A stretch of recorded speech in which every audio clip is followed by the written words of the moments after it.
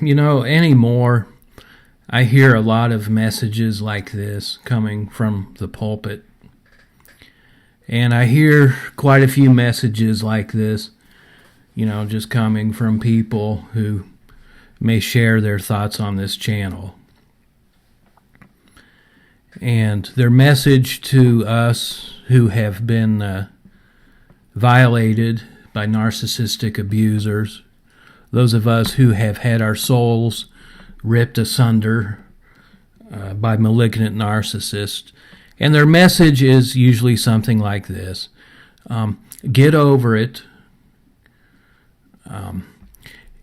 Forgive. You need to forgive. I hear this a lot too. Don't be angry. Don't be mad. I hear this too. If you don't forgive, and if you stay mad at people who offend you, you won't be blessed. You're forfeiting a blessing. So forgive. Do it for yourself now. Do it for yourself. Forgive. Quit being mad and get over it. That's the message I hear all the time for those of us who have been scapegoated, psychologically raped, and emotionally violated. Well, can I share a message I'd like to preach to the people who actually did the abusing? I don't hear too many messages directed toward them. Do you? Do you?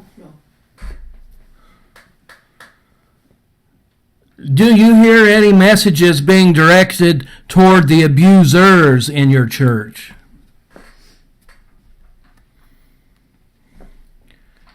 I'll be shocked if you do. Anyway, this is for them. This is for you abusers out there.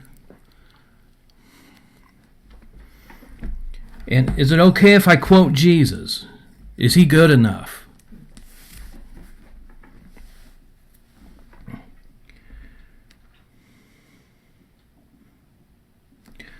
This is Matthew 18, verse 6. Whoso shall offend one of these little ones which believe in me, it were better for him that a millstone were hanged about his neck, and that he were drowned in the depth of the sea. My. Can you believe anyone could say that? I thought we were supposed to forgive our abusers and hug them. I got a pamphlet a few months ago. Hug them. Hug the vampire.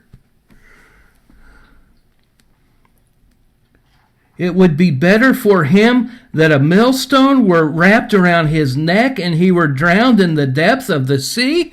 Jesus. How could you say such a thing? Verse 7. Woe unto the world because of offenses, but it must needs be that offenses come, but woe to that man by whom the offense comes. Woe to the man who abuses. Do you know what the word woe means?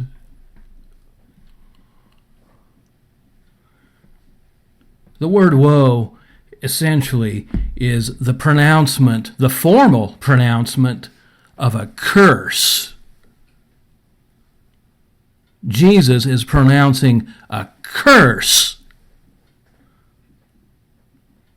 on those individuals who, the King James calls it, offends one of his little ones.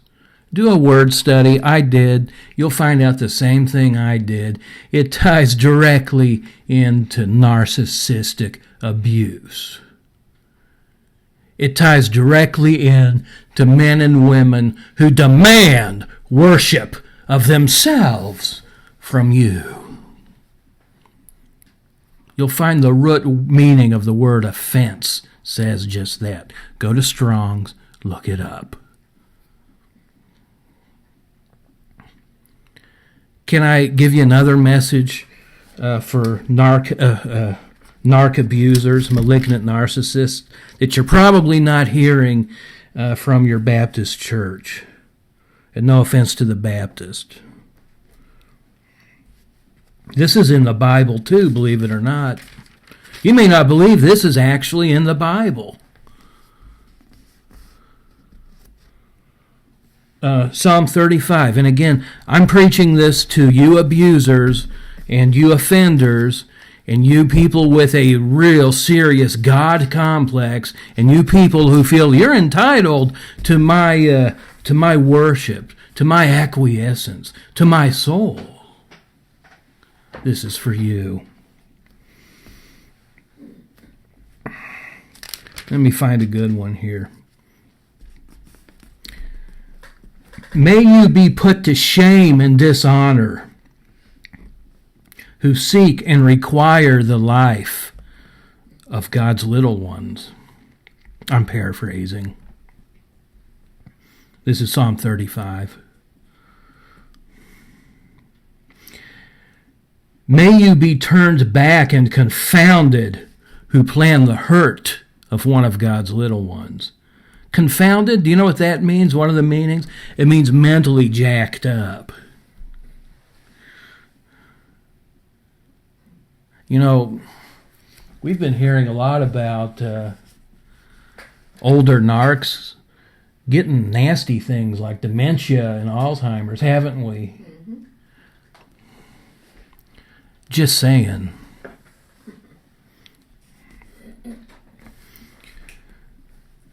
May your way be through dark and slippery places, with the angel of the Lord pursuing and afflicting you. Can you believe that's in the Bible?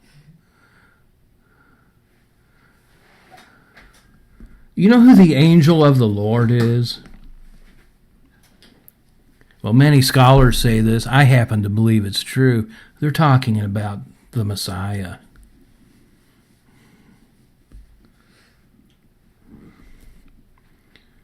For without cause, you offenders, you abusers, hid your net.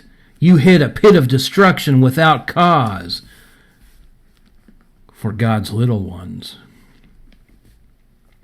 Let destruction befall you unawares.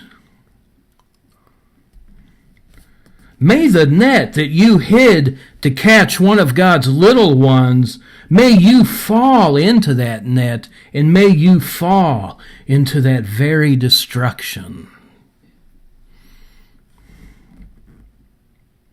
Then I shall be joyful in the Lord. I shall rejoice in his deliverance. I just wanted you to hear a different kind of message.